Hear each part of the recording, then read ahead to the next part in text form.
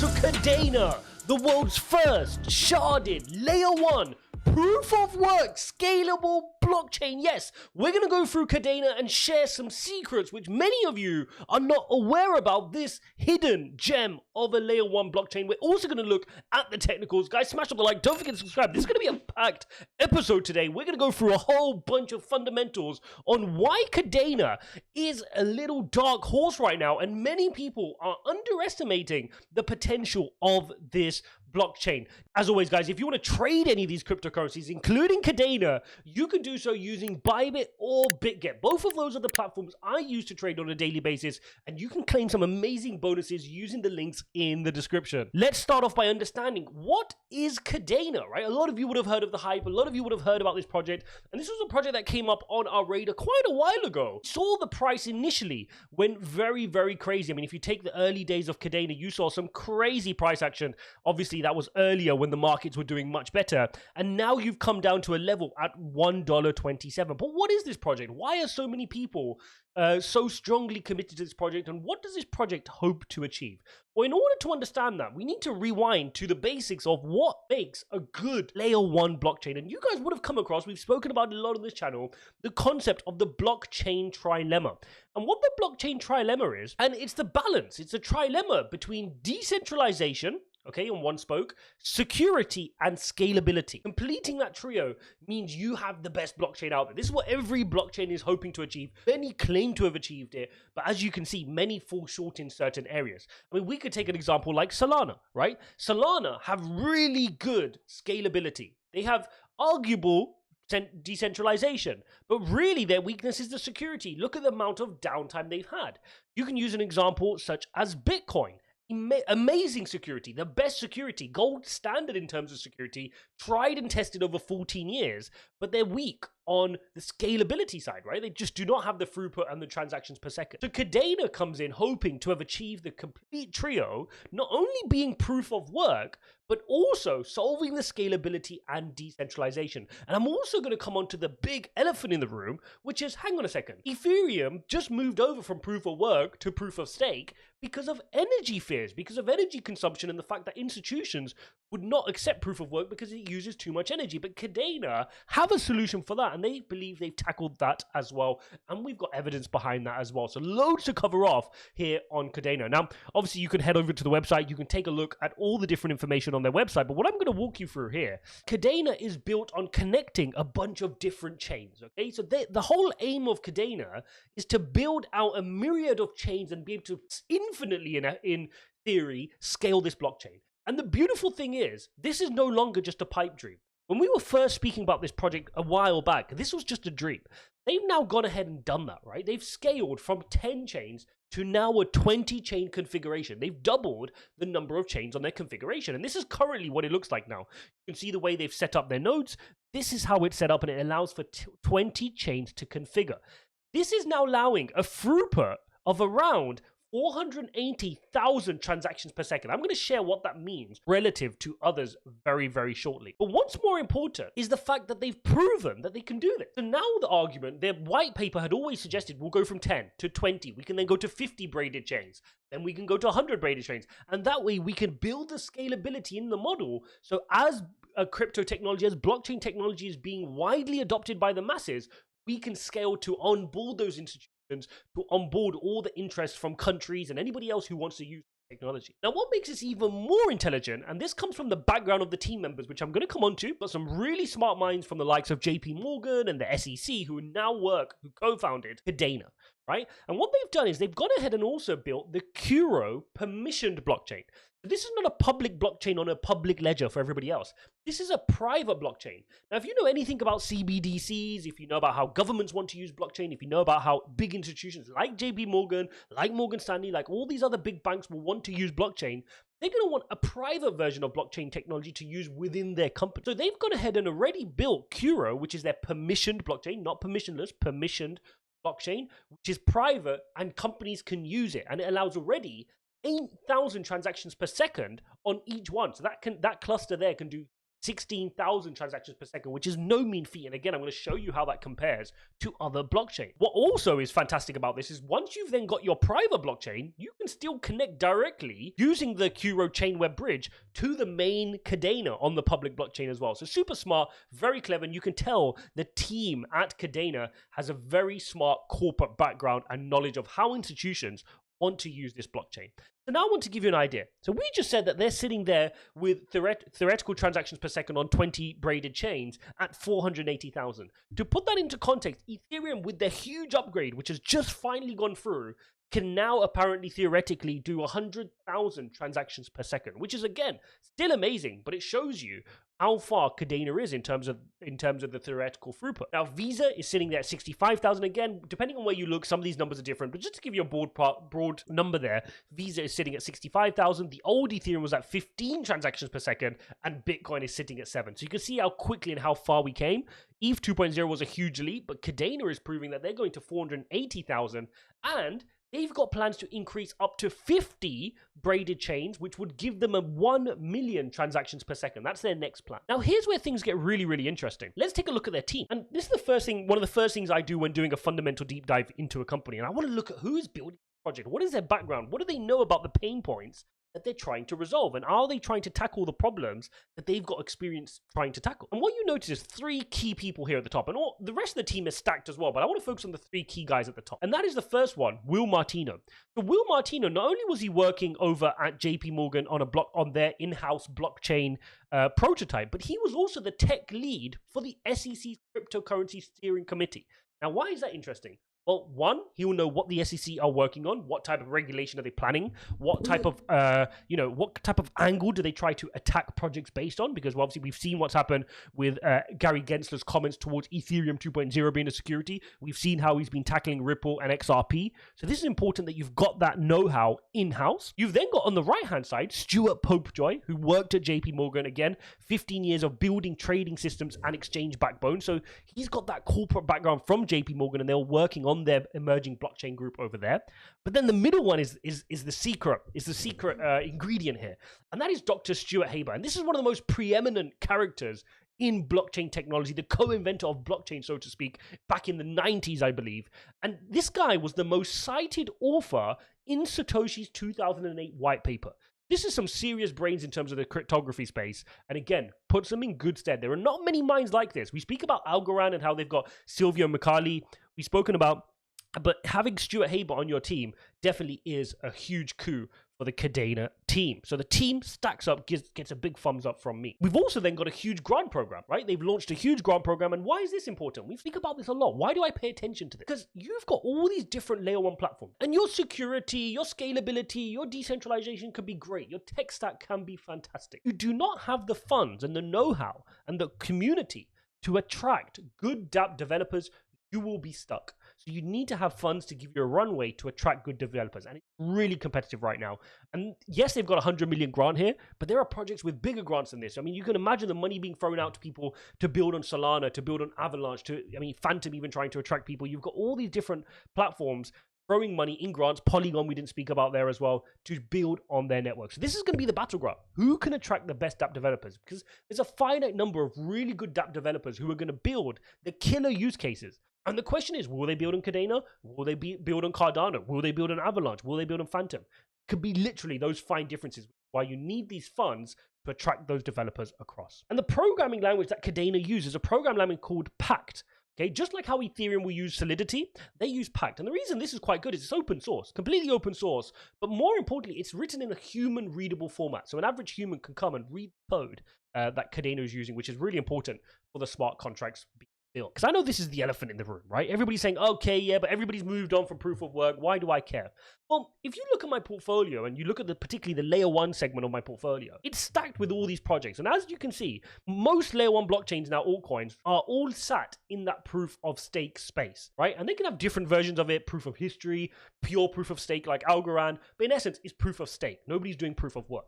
But then the other thing we know is that when we're looking at the blockchain trilemma, the only proven history of a really secure blockchain is Bitcoin, the traditional proof of work model. But then there's no scalable layer 1 solution until Cadena stepped in. And that's what makes it powerful.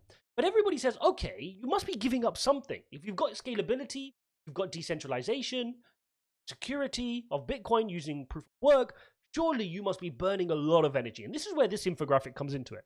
To put this into context, the average single transaction on the Bitcoin network uses up 1,800 roughly kilowatt hours. That's about the energy it would take to take 2 trains, not 1 train, 2 trains to travel 100 kilometers per hour. Now, on the old Ethereum network, that's 1 transaction would be 3 trucks traveling at 100 kilometers per hour. To put that into context, 1 transaction on Cadena is 0.001 kilowatt hours, about the energy it would take to turn on an electronic scooter. Okay, so you can see that it is definitely more efficient than the existing Bitcoin network. A lot of people can argue, okay, maybe it's still not as efficient as some of the newer, exciting proof of stake blockchains. I mean, obviously here you're comparing to the proof of work from Bitcoin and the old proof of work for Ethereum. They're now on ETH 2.0. But here's where the crux is. What Cadena have proven from moving from 10 shards to now where they're sitting at with 20, they've proven that they can do so not only easily and increase the throughput, but without more energy consumption. So the argument they always made in their initial white paper was, we can increase the scalability of this platform without increasing the energy consumption. So 20 chains will use the same energy as 10 chains, 50 will eventually use the same energy as 10, and you can keep scaling without the energy requirement going up. And this is the absolute game changer. And whilst that was all hypothetical beforehand, they've actually proven that now. They've actually gone ahead and done that. They've gone from 10 to 20, and the energy requirement has not gone up. So this is no longer a pipe dream. We've seen that, and that's what makes things far more exciting now, is that they've proven that not only can they double from 10 to 20, but they can do it without the energy requirement going up. So that's really, really exciting. And you can imagine now when they're going up to 50 chains with 1 million transactions per second, if they can then deliver that without increased energy consumption, then you've got a super efficient institutional grade blockchain, proof of work, huge security, blockchain trilemma completed, ready for scalability without the huge energy consumption that people were worried about with Ethereum or with Bitcoin. So amazing, amazing stuff going on there. Okay, so next thing I want to talk about is this. And I thought this was super, super smart. Now, what this is that Cadena have gone ahead and created the first crypto gas station on the blockchain. Now, what is this? You've probably heard about gas. Gas is the fee you pay, right, to get your transaction submitted. Okay, that's the easiest way to think about it. Now, what the Cadena team have very smartly understood, and this shows their corporate mindset, guys, they're coming across from the mindset of who is going to use our blockchain and what makes it easier or less easier to use the blockchain. And what they realized was one of the things which is hugely prohibitive, that in order to interact with a dApp, a decentralized app, you need a wallet. You need that currency on that blockchain in order to interact, right? You can't interact with an Ethereum dApp without having some ETH in your wallet to pay the gas fees. What they've done is they've gone ahead and they've built their own gas stations. And what these gas stations enable you to do is this is a separate account where the dApp developers can, in essence, pay the gas for you from a different account. If I'm a new user to Cadena and I love this app, I don't really care about Cadena particularly, but there's a great dApp that I want to interact with, right? And I don't know it's built on Cadena, it's just a great dApp I want to use. I can now go and interact with that dApp, whether it's a game, whether it's an NFT platform, whatever it is, and it will just feel like using a web form, just like a normal web form.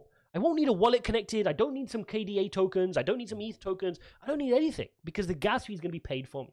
And this is going to be a huge game changer in terms of user adoption. And remember, user adoption is key. As long as, we can sometimes in this community focus on token prices, look at the technical analysis, look at the price, all going to be derived from people building great dApps and then people using those great dApps. And this is a huge step, and it's the first platform to do that. Very innovative and smart thinking by the team over at Cadena. Now, there's a few other queries that some people have, and these are rightly so. And this video is not meant to be a full tokenomics video. If you want a full tokenomics breakdown video for Cadena, you've got to let me know in the comments, and I can get one spun up for you guys, as I've done for other projects, which I'll link up so you can see the format in which I do it. But one of the big complaints you get is there's a max supply of 1 billion tokens for Cadena. And currently, you've got close to 200 million Cadena tokens in circulating supply. That equates to 20% here. Now, a lot of people complain that is not enough, and I agree with you. If I was looking at that impartially, I would say that is not enough. Therefore, if you've got 80% of the token supply coming out into to to be released, that's going to put downward pressure on the price chart, right? It's going to, anytime there's some positive momentum on the price chart, people are going to release some, and that's going to lead to many emissions. Now, one thing which makes this a little bit more manageable is you've got to look at the token allocations. And one thing which is noticeable here is 70% of the allocations of the emissions, which I think are about 1.4 million per month of Cadena tokens, go to the miners, which is much better than it going to investors, to contributors, to anybody else who are more likely to sell. Miners are more likely to invest it and to hold, and they will only sell to fund their operations, right? If they're struggling for a bear market, etc., they will need to fund to buy more equipment and those kind of things. Other than that, they generally are longer term minded. Now, the other thing, which again, I'm not going to go into full detail about, is the release schedule. Now, other tokens which have 20% circulating supply are a little bit worrying because they plan to release the next 80% in the next 2 years, which is too quick and is going to put huge downward pressure on the price. You do have a longer runway here on Cadena. And again, if you want a detailed breakdown of that, let me know. We can go into the exact details on a full dive tokenomics video.